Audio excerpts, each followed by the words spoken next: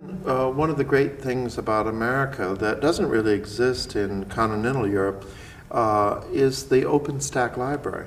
I mean, it is really one of the most amazing things. And when I started teaching recently, 2 years ago in Princeton, my greatest thrill was to have a card to go into this million-volume library.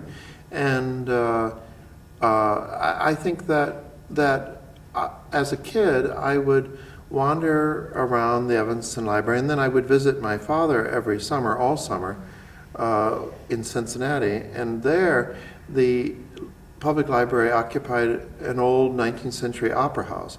So it was a wonderful place where you would kind of wander along the balconies and look down in the orchestra pit and so on. And it all had this sort of smoked glass floor that had been put in, and this. Nobody ever went there. I mean, that's the great thing about culture in the 50s in America, was that one was completely alone with it. If one went to a museum, there was nobody in the museum. If one went to a library, there was nobody in the library.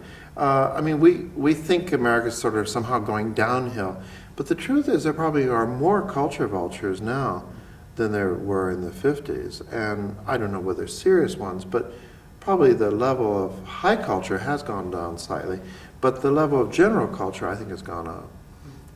But in any event, the library was the great liberating thing for me, and I read in a very open stack sort of way. I mean, in other words, I'd wander down the stacks, and then I'd see a series of titles by Henry Green, of novels with titles like Loving, Doting, Nothing. And I thought, well, that's intriguing. I'd like to read those books. And so I would read them, though, and they're written in a kind of faux naive style. So a child could actually read all the words, though you can't make anything out of them. But you don't know that. You think you're understanding it. I mean, here are some of the most sophisticated books of the 20th century, but I read them very early on.